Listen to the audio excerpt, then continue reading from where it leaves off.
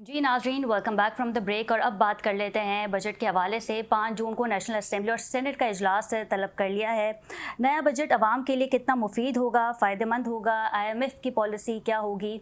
इससे पहले खबर आ रही थी कि सेल टैक्स को 18% से बढ़ा के 19% कर दिया जाए कि नए टैक्स जो हैं वो लगाए जाएंगे और जो तनख्वाहदार तबका है उस पर जो ये बजट है उसके लिए कितना मुफीद साबित होगा, या फिर हम देखेंगे कि खासा बोझ जो है वो आवाम पे डाला जा सकता है। नो डाउट हमने देखा कि लेवी की मद में जो है वो आम आदमी की, आम इंसान की कमर तोड़ के रख दी गई है।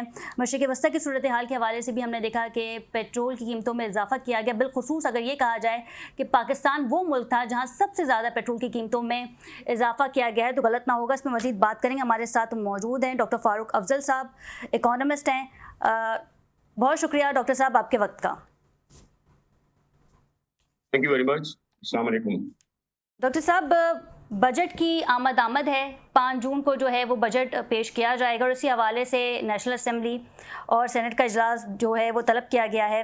ये बताया जा रहा है कि नए टैक्सेस जो हैं वो आवाम पे लगाए जाएंगे, चाहे वो लेवी की मद में हो, बिजली की मद में हो या किसी और चीज़ में भी इसका इजाफा किया जा सकता है, क्योंकि IMF की भी वाज़ेह शराइत जो हैं वो अब सामने आ रही हैं। जी, बिस्मिल्लाहिर्रहमानिर्रहीम। अब देखिए, बात आपकी बिल्कुल वजह है, क्योंकि पाकिस्तान की जो इस वक्त माशी सूरत हाल है वो पेपरों में तो आप कह सकते हैं कि जी बहुत अच्छी लग रही है, बट इनफैक्ट इतनी अच्छी कंडीशन हमारी नहीं है। देखिए, हम लोग जो लोन्स हमारे ऊपर थे, आज उससे 100 टाइम्स ज़्यादा हम IMF से, दूसरे लोगों से, लोकल बैंकों से हम लोन ले चुके हैं। और आप ये देखें कि इस दफा इस बजट में जो इनका टारगेट है तकरीबन 17.1 ट्रिलियन रुपीस का बजट होगा, जो टैक्स रेवेन्यू इनको जो टारगेट दिया गया है, जबकि अखराजात हमारे तकरीबन 18.17 ट्रिलियन रुपीस के हैं। गवर्नमेंट के सारे अखराजात मिला के, इसमें डेवलपमेंट चार्जेस भी हैं, नॉन डेवलपमेंट भी हैं, तमाम चीजें इसके अंदर शामिल हैं। अब ये देखिए कि इस बजट में आवाम को देने के लिए इनके पास कुछ भी नहीं है। इस वक्त हमारा जो इन्फ्लेशन है दैट इज मोर देन 12% है जो कागजों में, लेकिन अगर आप हकीकत में देखें, आप भी ज़ाहिर है अपने घर में घर चला रही होंगी, आपको पता है कि महंगाई कहाँ से कहाँ जा चुकी है, ठीक है ना। और उस सूरत हाल में जो सुनने में आ रहा है कि जी शायद जो गवर्नमेंट के एम्प्लॉयज हैं उनका 7 to 8% शायद ये सैलरीज बढ़ाने का सोच रहे हैं, जो कि ऊंट के मुंह में जीरा के बराबर अगर देखा जाए इन्फ्लेशन के मुकाबले में और आजकल की महंगाई के दौर में। जी। फिर आप ये देखें कि सेल्स टैक्स जो है उसका प्रपोज किया गया है कि जी 18% से 19% कर दिया जाए, ताकि 1% बढ़ाने से तकरीबन 300 बिलियन रुपीस जो है जी पाकिस्तानी गवर्नमेंट को मिलेंगे, जी गवर्नमेंट हुकूमत को मिलेंगे। अच्छा, अब इसके साथ साथ आप ये देखें कि जो एक ग्रीन जो हम सोच रहे थे कि जी एनवायरनमेंट के हवाले से जो सोलर पैनल्स हैं उसके ऊपर जो 10% से वो 18% टैक्स लगाने का प्रपोज किया गया है। इसी तरह जो गाड़ियों पे भी टैक्स का कहा गया है। रिन्यूएबल जो गाड़ियां हैं, इलेक्ट्रिक गाड़ियां जो है उनके ऊपर भी 1% से 18% तक लिया जाएगा। आप सोचें कि मतलब ये कहां से ये सारी चीजें की जा रही हैं। जी डॉक्टर साहब। जी डॉक्टर साहब, आपको मेरी आवाज आ रही है?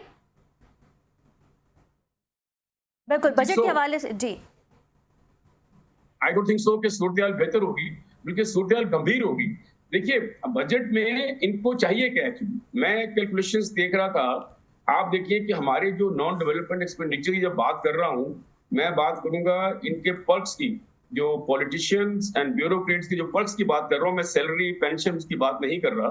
तकरीबन 3 trillion rupees we are spending on their perks to facilitate them.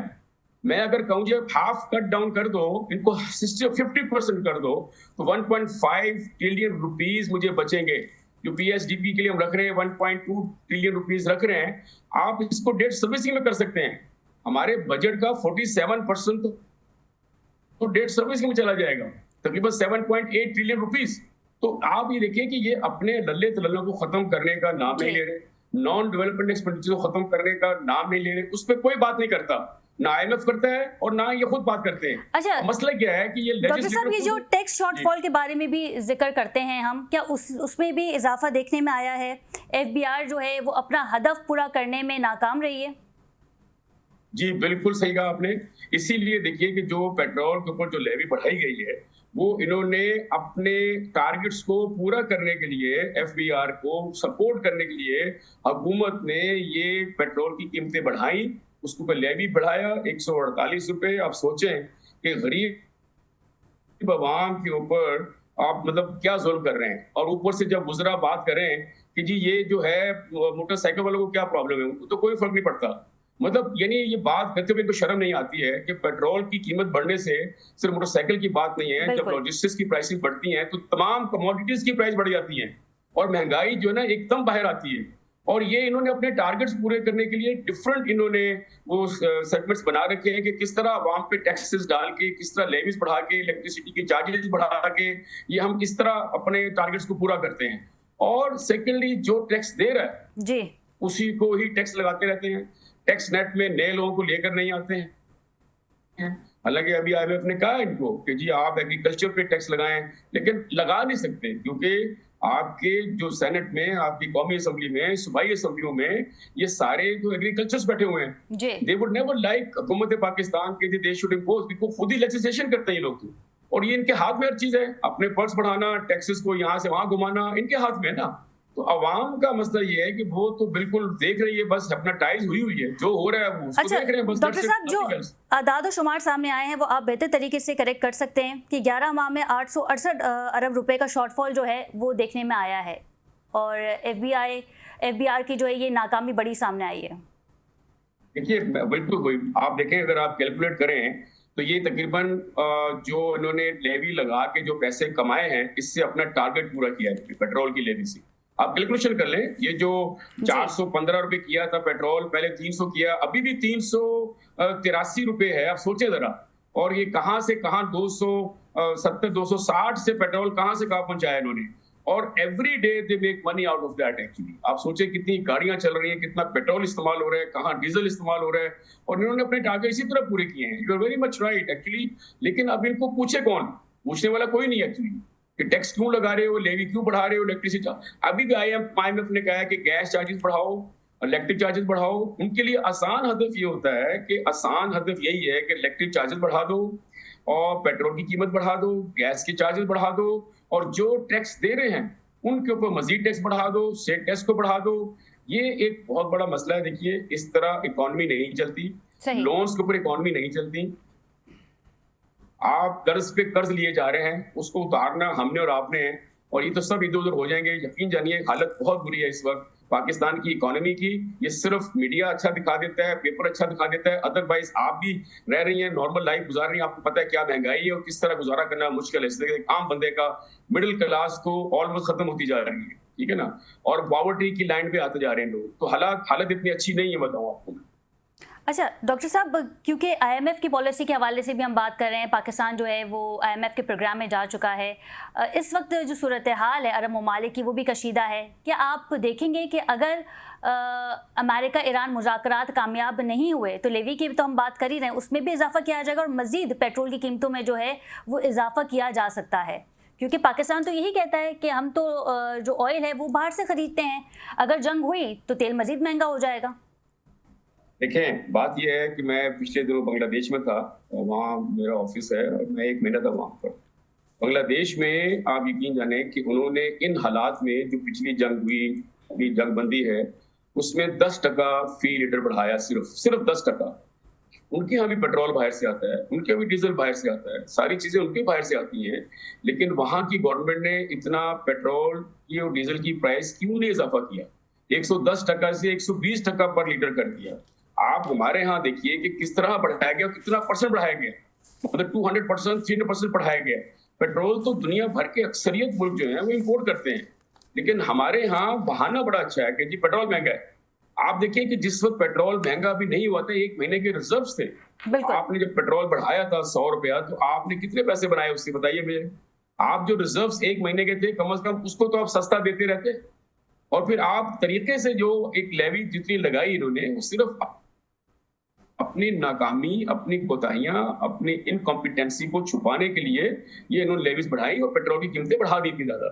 अभी भी इनका बहाना अच्छा होगा, अभी भी अगर $110 से $96 $90 पे आ चुका है तो कितना प्राइस कम किया उन्होंने?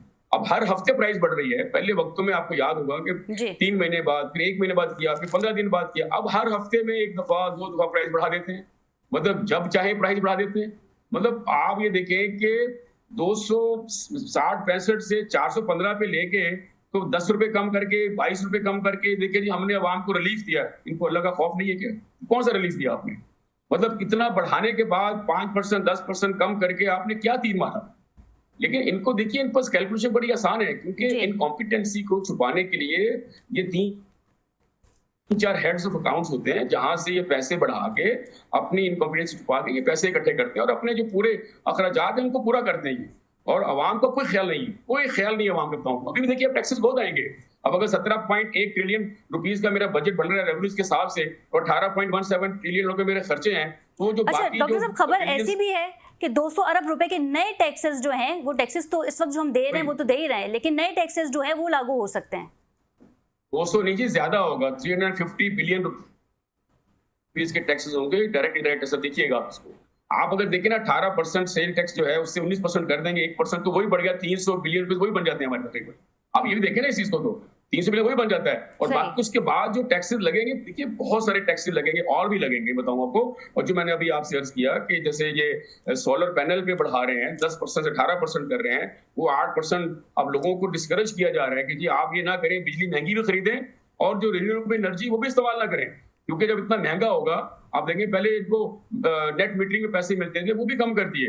आप जिस मुल्क में बजाय आसानियां देने के, बेहतर करने के माहौल को आप मजीद मुश्किलात करते हैं। ये अभी तो धूप पे पैसा लगा दिया इन्होंने, टैक्स लगा दिया है, और अब देखिए कि आहिस्ता आहिस्ता ये सांस लेने पे टैक्स लगेगा। और आप ये जो आपका जो ईवी गाड़ियां आजकल आ रही हैं, 1% से 18% का टैक्स का प्रपोज कर रहे हैं, तो कैसे क्या करेंगे आप बताइए मेरे को? जो लोग आसान गाड़ियां लेना चाहते हैं कि ठीक है पेट्रोल कम खर्च करें, जी इनको ये है कि पेट्रोल जरूर खर्च करें, वरना पेट्रोल माफिया जो है, ऑयल माफिया, वो कैसे पनपेगी फिर? तो उसको सपोर्ट करते हैं ये आवाम को सपोर्ट नहीं करते, ये उन लोगों को सपोर्ट करते हैं those are involved basically in importation of oil and using of immorality. This is a problem. बिल्कुल ठीक है, बहुत शुक्रिया। डॉक्टर फारूक हमारे साथ मौजूद थे। रवां साल जो बजट आएगा वो आवाम के लिए कितना मुफीद साबित होगा, या कितना फ़ायदेमंद साबित होगा, 5 जून को जो है बजट के हवाले से डिस्कशन होगी कौमी असम्बली में, सेनेट में, और देखना यह है कि आवाम को कितना रिलीफ मिल पाएगा। प्रोग्राम का वक्त ख़त्म हुआ। अपनी मेज़बान खतीजा राठौर को इजाज़त दीजिए। अल्लाह निगहबान।